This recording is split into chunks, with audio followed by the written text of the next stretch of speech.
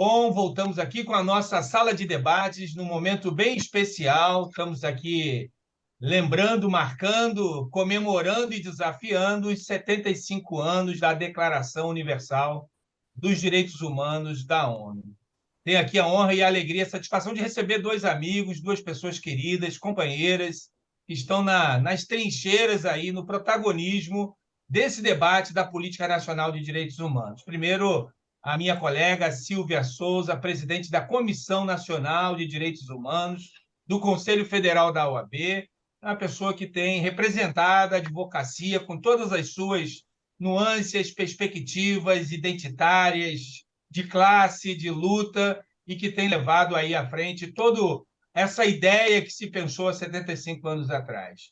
E segundo aqui, um querido amigo, eu tive o prazer de conhecer recentemente, André Carneiro, defensor público da União, presidente do Conselho Nacional de Direitos Humanos, que eu tenho a honra e a satisfação de ser liderado, coordenado lá nas nossas bandeiras, lutas e desafios. André, Silvia, sejam bem-vindos, e eu vou rapidamente, porque nosso tempo aqui também é curto e a gente pretende fazer esse debate de maneira bem objetiva, passar a palavra para a Silvia. E, Silvia, perguntando, né? Qual a importância dos 75 anos da Declaração Universal de Direitos Humanos para o contexto geral, de maneira também local, né? Te passo a palavra, Silvia. Obrigada, Nicodemos. Primeiro, é um prazer enorme estar aqui com você e com o André, dois amigos que eu fiz nessa caminhada da luta por direitos humanos, e tenho certeza que essas amizades e esses laços vão para além dessa caminhada, viu? Muito obrigada pelo convite. Bom, eu acho que no contexto atual em que nós estamos, é muito importante, super importante, relembrar o primeiro motivo dessa data, né? Por que que a gente tem uma Declaração Universal dos Direitos Humanos, e relembrar também a narrativa que vem por trás dela, né? A gente passa por momentos sociais, políticos, que vez ou outra tentam deturpar qual que é o verdadeiro sentido, né, dos direitos humanos, por que que existem os direitos humanos, e relembrar nessa data tão importante qual que é a motivação, né, por que que em 1948 a ONU publica e faz essa declaração depois de um contexto da Segunda Guerra Mundial, onde milhares de pessoas foram mortas de forma absurda. Então, para nós, é extremamente relevante todos os anos celebrar essa data, mas também relembrar por que que nós chegamos até aqui e qual que é a verdadeira narrativa dos direitos humanos, né? Os direitos decorrem da nossa condição de humanidade, né? Não para privilegiar um ou outro grupo, mas para assegurar o acesso a direitos fundamentais decorrentes da nossa condição de humanidade. Muito bem. Bom, passo a bola agora para o nosso querido André Carneiro, para dar as boas-vindas aí e também trazer essa perspectiva do simbólico e do efetivo dos 75 anos da Declaração Universal de Direitos Humanos. Muito obrigado, meu dileto amigo e conselheiro Carlos Nicodemos, pelo convite, pela iniciativa de promover esse debate numa data que é, como disse minha também colega e amiga de luta, de campo de batalha nos direitos humanos, Silvia. Como disse ela, esse é um marco fundamental que precisa ser celebrado, sim, todos os anos. Aquele momento foi um momento de declaração universal para todo o mundo da importância de se respeitar o mínimo de dignidade para todos os seres humanos.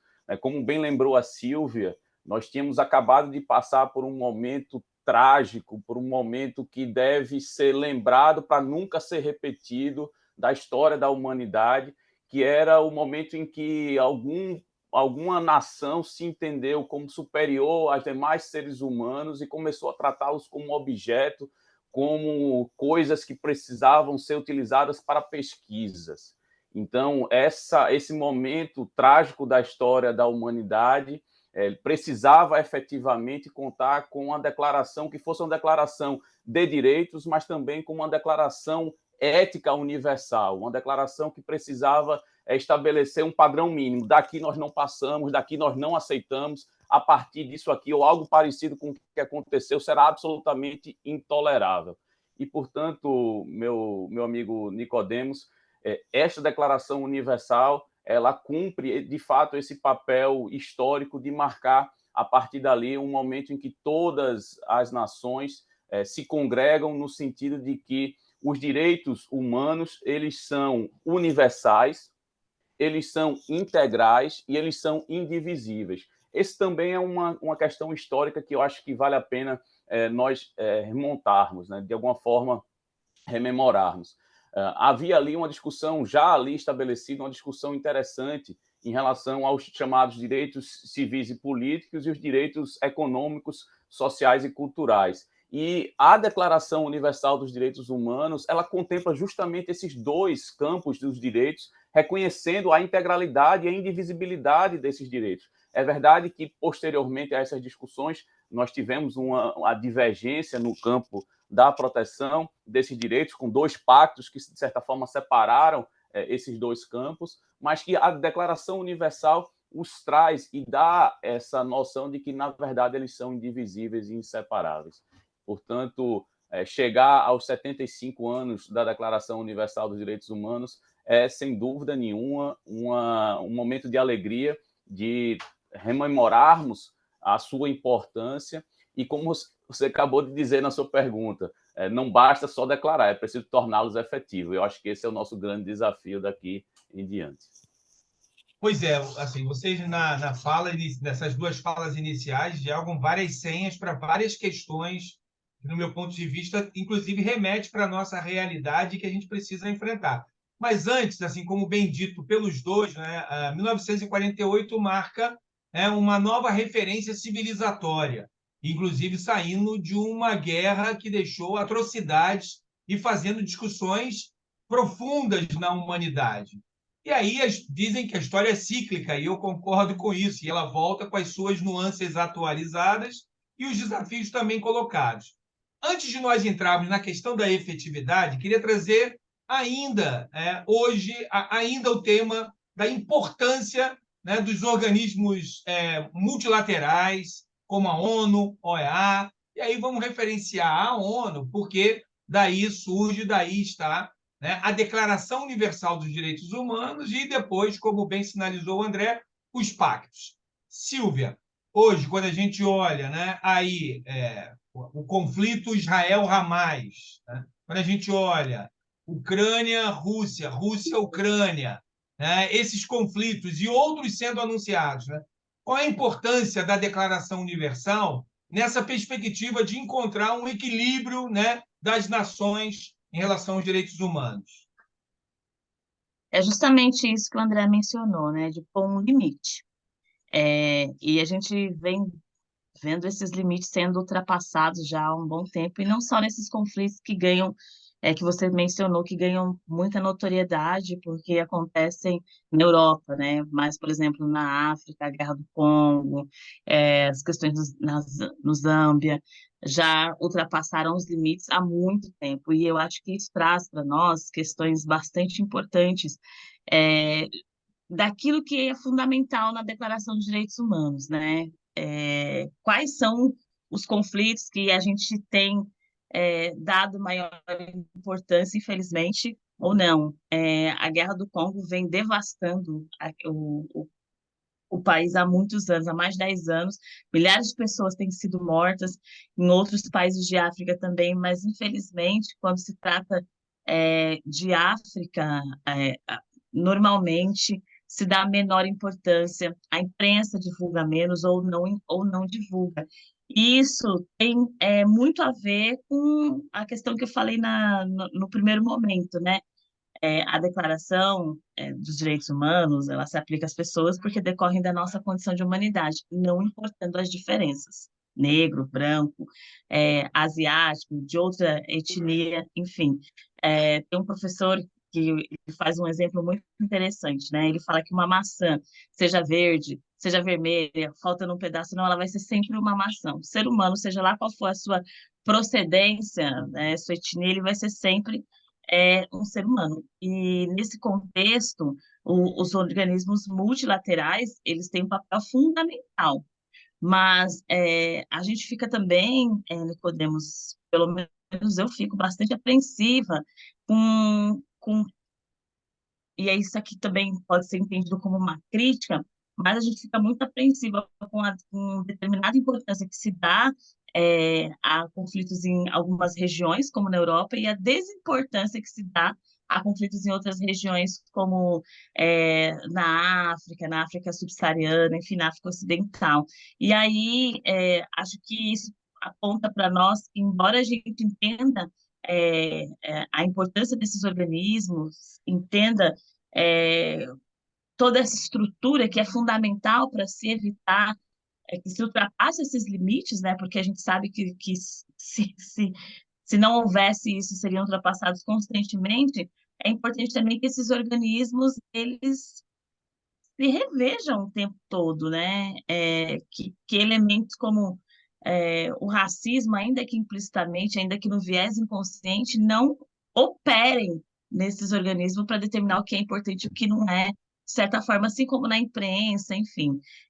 Eu acho que estruturas como a da ONU, elas servem para botar um freio nesses conflitos, desde que os países, né, recebam esses freios, não tenham respostas, como a gente viu recentemente, em total desrespeito a resoluções, enfim, ou recomendações, né? E acho que o nosso próprio país, a gente não precisa nem ir tão longe, né? O nosso próprio país também já recebeu, enfim, relatorias, da ONU, recomendações. A gente teve agora aqui no Brasil, né?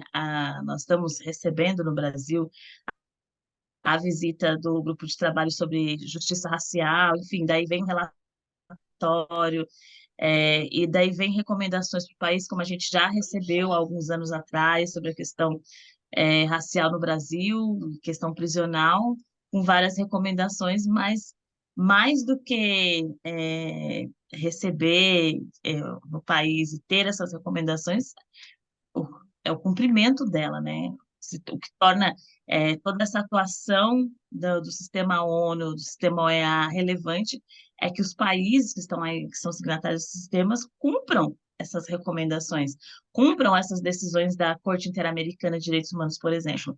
Você tem acompanhado muito bem no CNDH a última decisão que nós tivemos do caso Gabriel Salles Pimenta, defensor de direitos humanos, assassinado em 1982, e que não teve resposta do Estado brasileiro a contento, e a decisão que saiu no ano passado, no final do ano passado, traz aí a condenação do Brasil e uma série de determinações, né? Então, a disposição do Estado em cumprir essas determinações, em sanar essas deficiências para a proteção dos direitos humanos ou para a proteção dos defensores de direitos humanos, ela é fundamental, né? Eu acho que são coisas que se complementam, né? Não só as recomendações e todo esse sistema que existe, que é importante, mas também o cumprimento dessas recomendações. Pois e a crítica que você faz, eu acho que ela vai exatamente ao encontro daquilo que a gente tem pensado em relação à própria ONU e das suas contradições hoje, né? Na revisão de um Conselho de Segurança e essa perspectiva também decolonialista, né? Ou seja, que é preciso pensar o mundo para além do óbvio e o aparente, né? Porque isso está colocado, e aí, como você bem pontua, Silvia, a questão das guerras, dos conflitos que vão dizimando países na África e que precisam ser pensados nessa perspectiva de humanidade, e aí o papel dos organismos multilaterais. E, André, queria ouvir tua opinião sobre essa questão, sobre a importância desses organismos, inclusive nessa perspectiva que a Silvia traz. Essa perspectiva que a Silvia traz, de fato, precisa ser colocada na ordem do dia no debate dos organismos internacionais, sob pena de se perder efetivamente a credibilidade nessas instituições, especialmente quando a Silvia lembra das dificuldades e das desigualdades, muitas vezes institucionais, que essas agências internacionais enfrentam. A Silvia trouxe, eu acho, 2 pontos que são cruciais para entender a importância, sim, a relevância da ONU em especial, e que precisam também ser considerados como grandes desafios para a sua operacionalização. Primeiro, a importância geopolítica. A ONU, não tem dúvida nenhuma, tem uma importância geopolítica fundamental, mas é necessário estar atenta a essa realidade de desigualdade, como eu disse, sob pena de se perder e se perdendo credibilidade. Eu acho que o grande desafio da ONU nesse atual contexto é mostrar que tem sim sua relevância e que consegue operar como um instrumento de pacificação de todo o mundo e não apenas de uma determinada parte. Por exemplo, basta dar um Google, basta você que está aí nos ouvindo dar um Google e entrar no site do Tribunal Penal Internacional de Haia, e você verá exatamente aquilo, a tradução daquilo que a Silvia colocou. A maior parte das pessoas julgadas por crimes de genocídio, crimes de lesa humanidade, são pessoas negras, pessoas que vêm de países do sul global. Será que só há crimes de guerra? Será que só há violações gravíssimas de direitos humanos no sul global? Será que Estados Unidos, Israel, Ucrânia e Rússia, será que esses países não praticaram também crimes de guerra e que também seus líderes, aqueles responsáveis por esses crimes de guerra, também não merecem ser julgados no Tribunal Penal Internacional de Haia? Né? Então, essa é uma questão que se coloca, inclusive para pensar a ratificação desses tratados, por exemplo, por países como os próprios Estados Unidos. Então, esse é um primeiro problema, um primeiro desafio que se coloca na ordem do dia da atuação da ONU. Né? Essa necessidade de ser reconhecida e de se ver respeitada como um instrumento de pacificação global, mas que trata de forma igualitária todos os países, né, sem levar em consideração, eventualmente, seu poderio econômico e militar. Então, essa é uma primeira questão, e renova, acho que também o próprio Nicodemos tocou nesse ponto, que é a necessidade de repensar, inclusive, as suas próprias estruturas, né? A sua própria Conselho de Segurança, a participação dos países em desenvolvimento, de países do G20, por exemplo, também nesses conselhos, e o poder de decisão,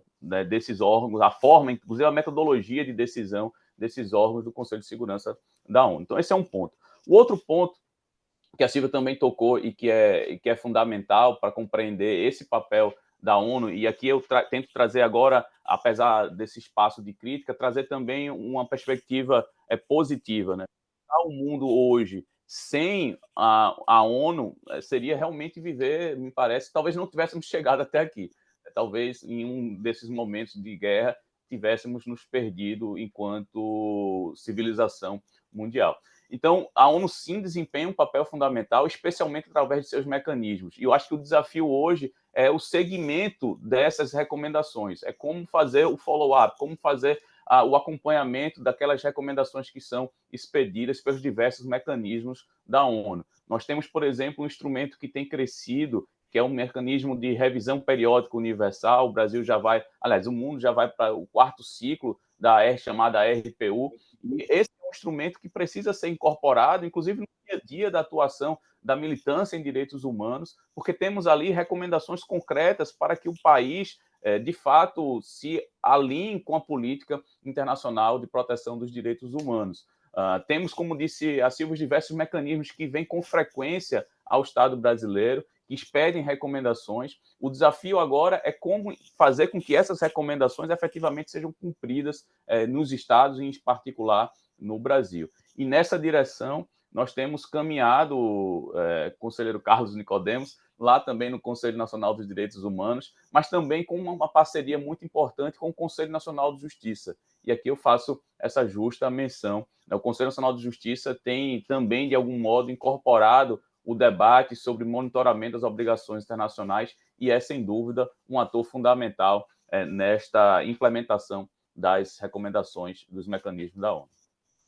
Bom, André, você fala uma questão muito importante, porque com a ONU, sem a ONU, a gente tem que lembrar que agora, em períodos recentes, né, todos os estados, assim se intitulados autocratas, né, estados com várias características autoritárias, desprezam, né, a perspectiva, né, multilateral que os organismos têm, como ONU e OEA, e optam, né, por um sistema bilateral, né, no qual eles depositam todos os seus projetos, inclusive para desenvolvimento de ditaduras, e que nos preocupa bastante e que colocam, né, os direitos humanos num patamar que a gente jamais vai aceitar.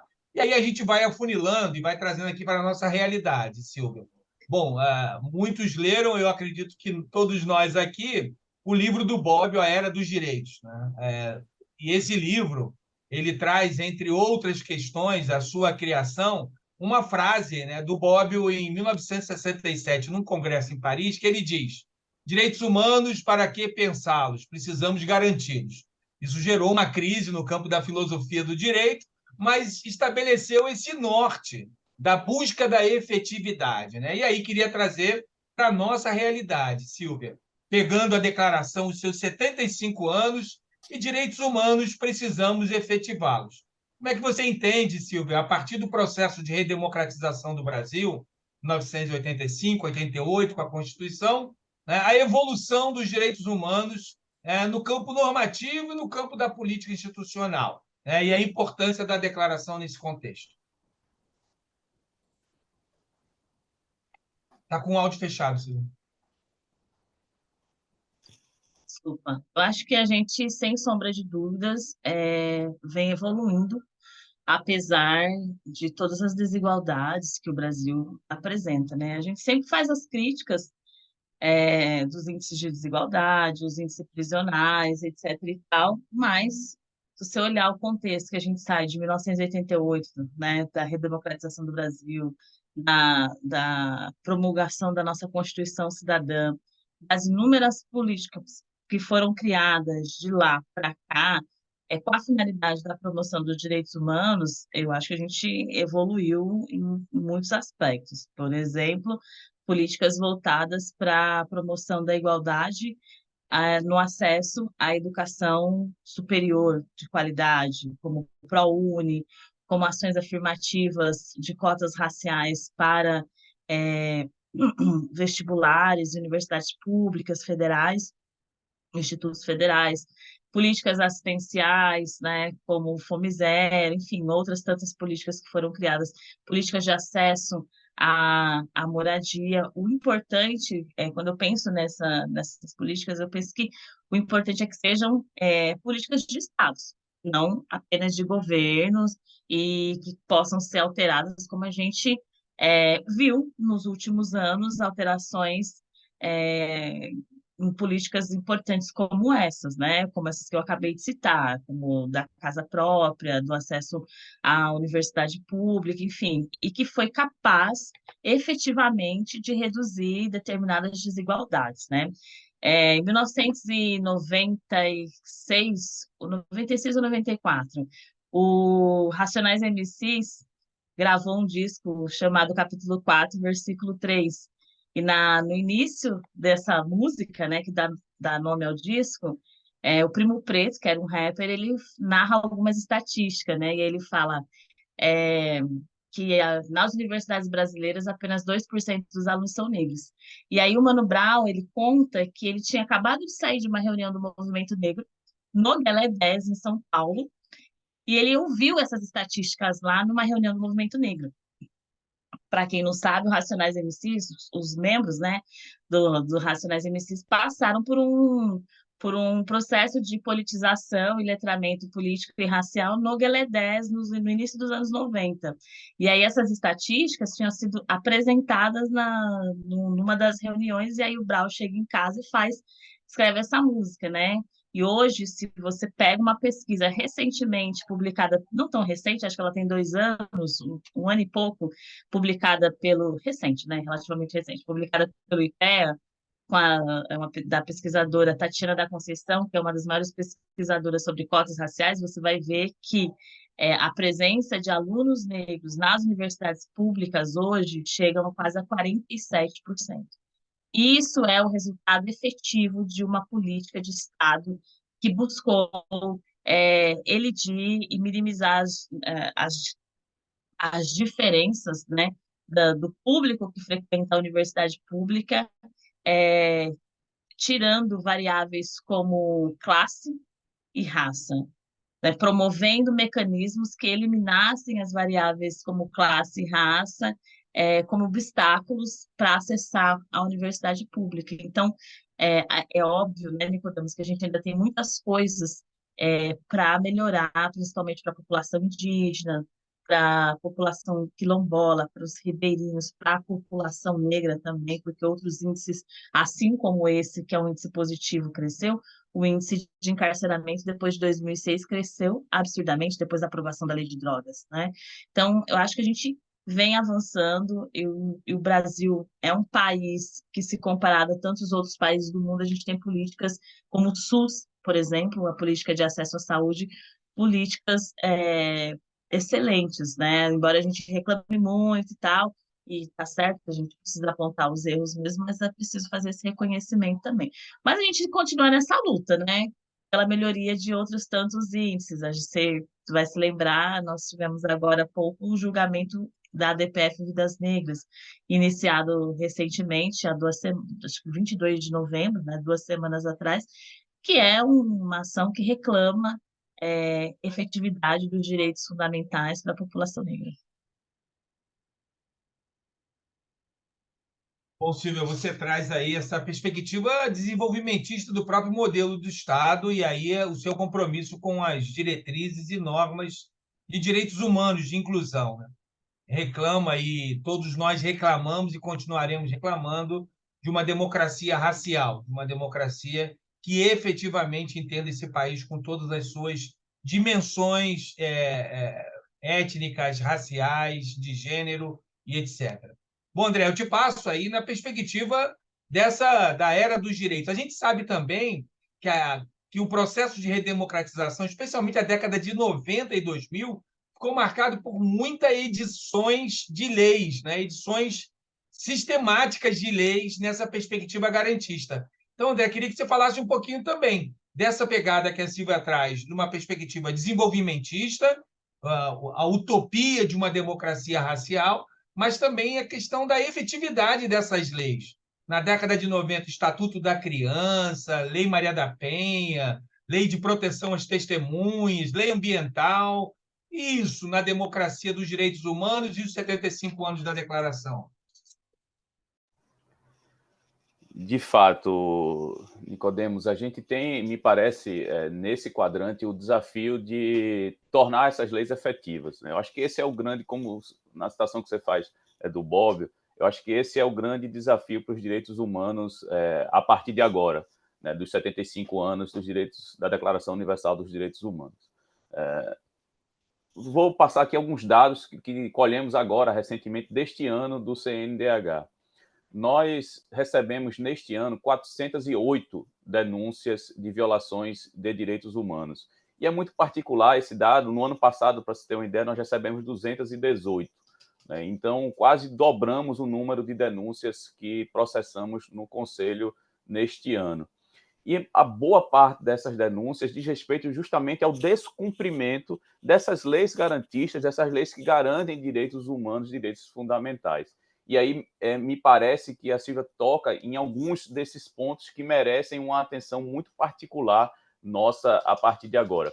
Por exemplo, a questão relacionada, a Silvia mencionou o Salles Pimenta, e nós vínhamos discutindo, né, Nicodemos, estamos discutindo agora no Conselho Nacional de Direitos Humanos um pedido de audiência na Comissão Interamericana de Direitos Humanos, formulado, inclusive, por você. Então, esse ponto é um ponto que nos chama a atenção, de fato, no Conselho, porque o Brasil, nos últimos 4 anos, sofreu com um discurso de criminalização dos movimentos sociais, dos defensores, das defensoras de direitos humanos, de ambientalistas, e para além desse discurso de criminalização, e na verdade da efetivação dessa criminalização, houve também um incentivo a de alguma forma, uma política armamentista da população, em especial de grandes fazendeiros, que gerou um contexto de gravíssimo conflito, especialmente na zona rural do nosso país, nas zonas mais ermas do nosso país. Nós temos a quantidade de pessoas mortas, defensores de direitos humanos,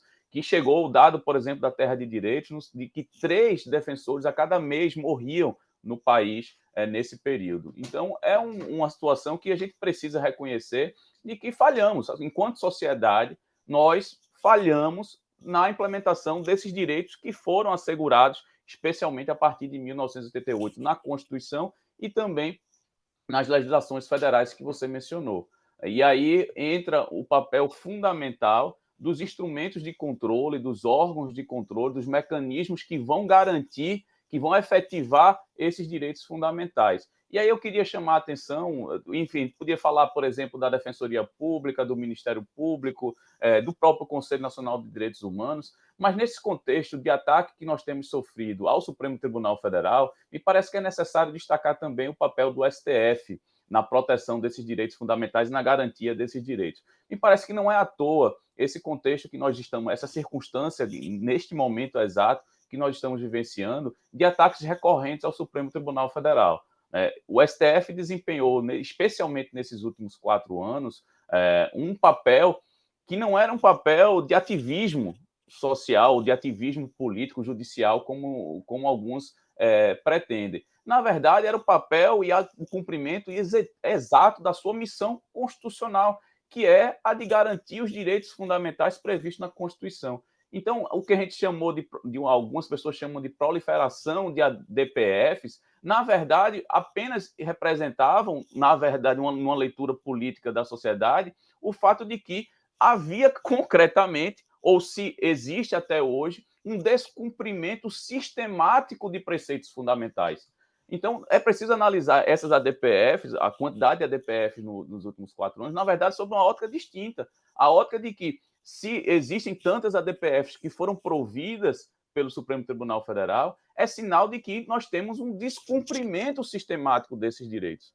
Então, o que a gente precisa olhar é por que, apesar de termos uma carta garantista, uma carta cidadã, nós temos dificuldades em implementar de forma efetiva esses direitos fundamentais. E o porquê me parece estar ligado, sem dúvida alguma, ao racismo institucional e ao racismo estrutural, porque esses direitos fundamentais previstos na Constituição, que ainda não foram efetivamente garantidos para um determinado grupo social da comunidade.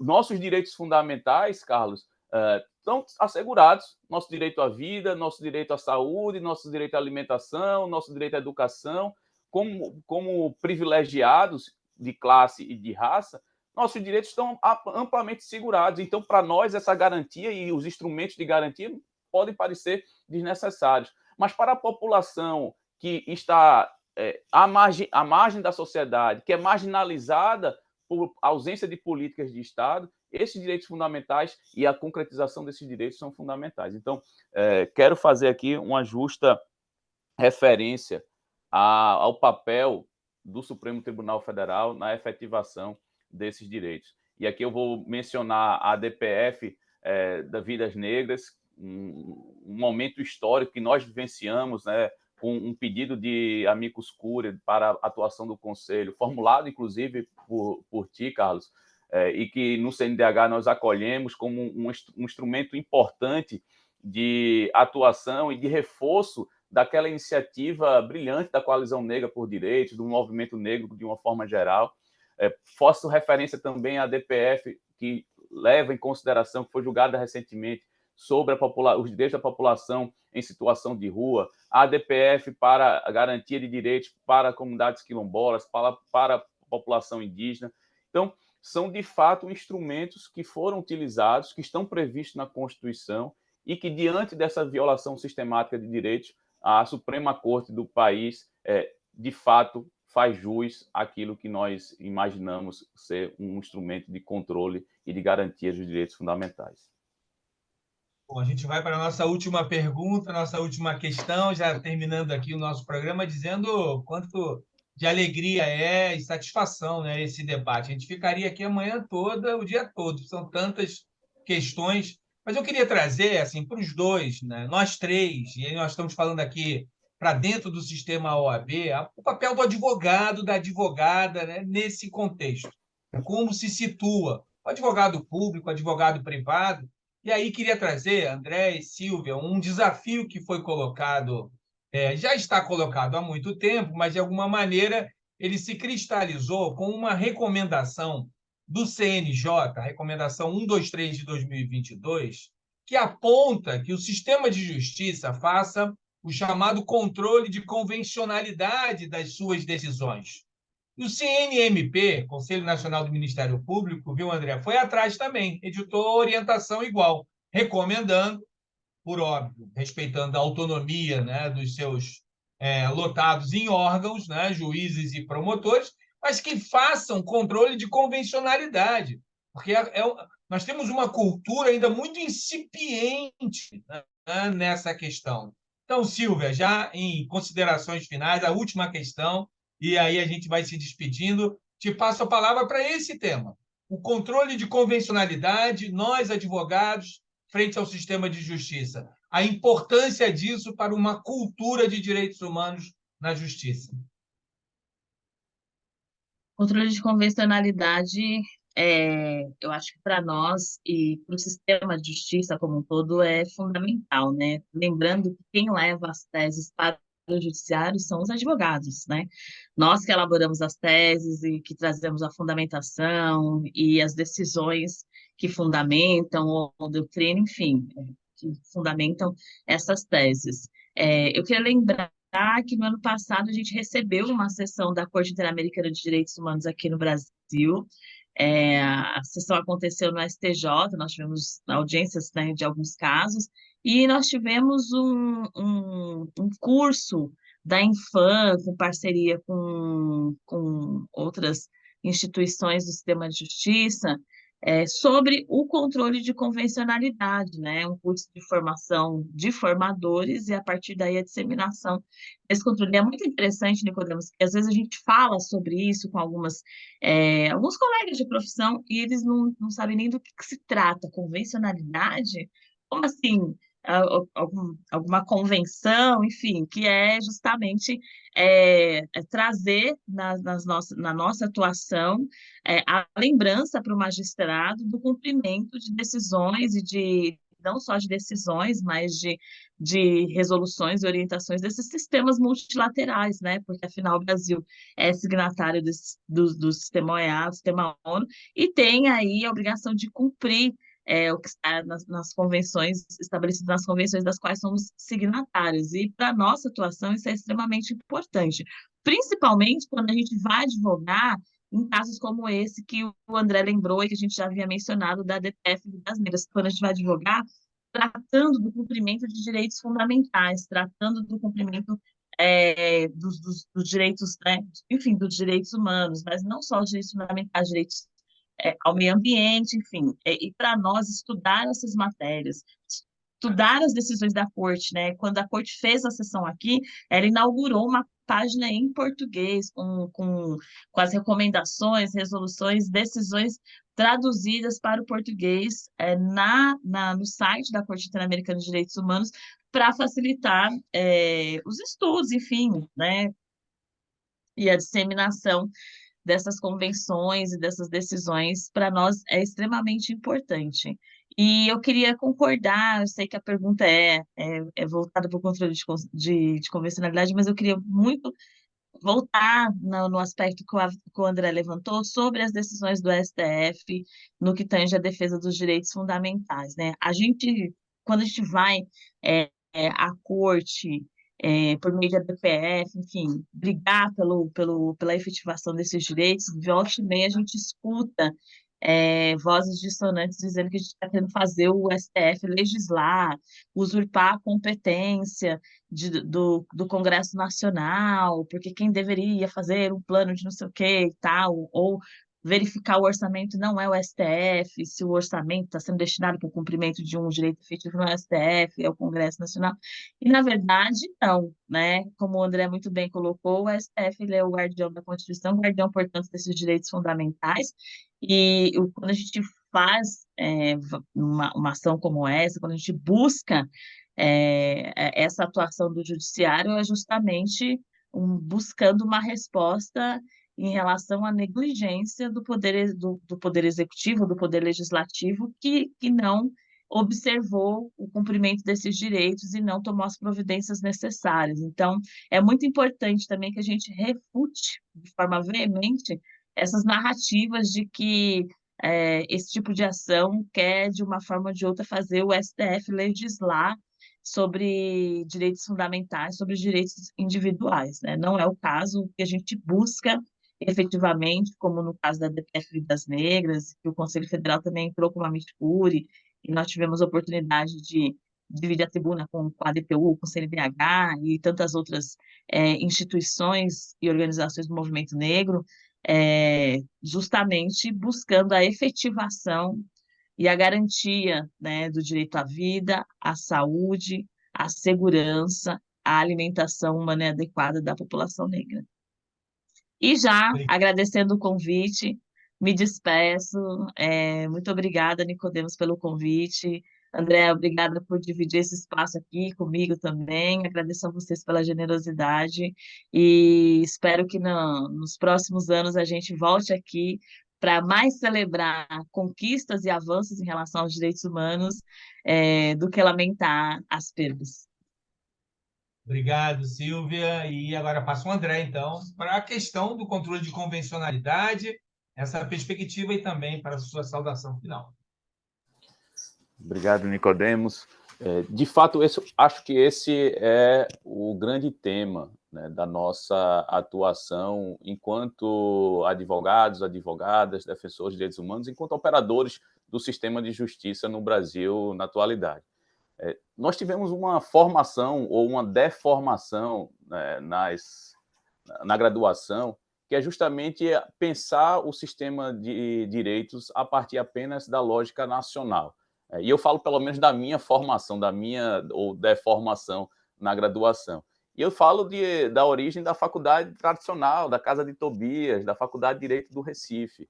Na Faculdade de Direito do Recife, não havia a disciplina de Direitos Humanos como uma disciplina obrigatória, até pouco tempo atrás. Então, como a gente vai pensar a formação de juristas, a formação de operadores de um sistema de direitos que, por exemplo, não discute o tema do controle de convencionalidade, não discute o caráter vinculante de recomendações, de decisões do Sistema Interamericano de Direitos Humanos ou do Sistema Internacional de Proteção dos Direitos Humanos. De fato, nós, advogados, advogadas, defensores, defensoras públicas, somos aqueles que devem fazer o controle de convencionalidade em primeiro lugar. Somos nós que precisamos, nas nossas petições, no nosso dia a dia, olhar e filtrar os direitos e as demandas que nos chegam a partir do sistema de proteção internacional dos direitos humanos. Então, cabe a nós, de alguma forma, dar, como disse a Silvia, esse primeiro passo. Mas também de nada adianta que nossas peças sejam peças belíssimas, muito bem fundamentadas no Sistema Internacional de Direitos Humanos, se o sistema de justiça, juízes e membros do Ministério Público fizerem ouvidos de mercador, né? Se ignorarem simplesmente essas normas internacionais. Daí porque essas resoluções, tanto do Conselho Nacional de Justiça como do Conselho Nacional do Ministério Público, vêm em muito boa hora, ainda que sejam atrasadas. Nossos vizinhos na América Latina já incorporaram o discurso dos direitos humanos e as decisões do sistema interamericano como decisões vinculantes. Eu falo aqui, por exemplo, do sistema judiciário da Argentina, em que se entende que uma decisão da Corte Interamericana de Direitos Humanos, ainda que seja num caso que não se refira especificamente à Argentina, representa uma interpretação legítima da Convenção Americana de Direitos Humanos e, portanto, deve ser reconhecida e aplicada como precedente. Eu sonho com um dia em que nós teremos essa realidade em nosso país, Nicodemos, em que juízes vão citar precedentes da Corte Interamericana de Direitos Humanos, ainda que não referentes diretamente ao Brasil, mas como precedentes vinculantes, como precedentes que têm uma interpretação, como eu disse, da Convenção Interamericana e que precisam ser aplicadas aqui no Brasil. Infelizmente, hoje, o que eu falo, pelo menos da minha prática, enquanto defensor público, é de que a gente pode dizer vive num paroquialismo judiciário. Parece que só importa a legislação nacional e que a legislação internacional, as normas internacionais, são apenas conselhos, são apenas sugestões de cumprimento dos direitos humanos. E é evidentemente que não é essa a realidade, inclusive técnica e normativa, que deve ser atribuída aos direitos humanos, em especial aqueles consagrados em convenções internacionais, da qual o Brasil é esse país signatário, do qual o Brasil se comprometeu a cumprir. Então, eu acho que esse é o desafio que nós temos para esses próximos anos. O primeiro, uma reforma da educação jurídica no país, para que os direitos humanos, para que o direito internacional dos direitos humanos esteja de forma transversal em todas as disciplinas. Segundo, uma reforma dos atuais operadores do sistema de justiça, para que esse controle de convencionalidade não seja um amigo estranho, uma coisa bonita que se fala de vez em quando, para que seja algo cotidiano, no cotidiano dos advogados, no cotidiano dos membros do Ministério Público e no cotidiano dos juízes. E terceiro, para que nós tenhamos também, do ponto de vista dos gestores públicos, aquilo que a Silvia trouxe como uma política de Estado e não de governo, para que nós não vivenciamos, para que nós não passemos a ver novamente essas idas e vindas, esses avanços e retrocessos no cumprimento do direito internacional dos direitos humanos. Então, Carlos, muito obrigado pelo convite, parabéns por essa iniciativa. Quero fazer uma saudação e dar um abraço, ainda que à distância, um abraço muito afetuoso também na minha amiga. Foi muito bom, Silvia, dividir esse momento contigo. Também foi um momento de aprendizado para mim. Muito obrigado a vocês dois. Gente, olha, muitíssimo obrigado. Em nome da Ordem dos Advogados do Brasil, do Rio de Janeiro, da Ordem como um todo, né, Silvia? A gente faz parte desse sistema. Esse é um momento muito importante, porque vai exatamente ao encontro disso que o André está falando. Nós fomentarmos uma cultura de direitos humanos também para a advocacia, né? Então, nós tratamos aqui dos 75 anos da Declaração Universal dos Direitos Humanos, né, proclamado pela ONU, com André Carneiro, presidente do Conselho Nacional de Direitos Humanos, e Silvia Souza, presidenta da Comissão Nacional de Direitos Humanos do Conselho Federal da OAB. Muitíssimo obrigado e até a próxima oportunidade. Tchau, tchau.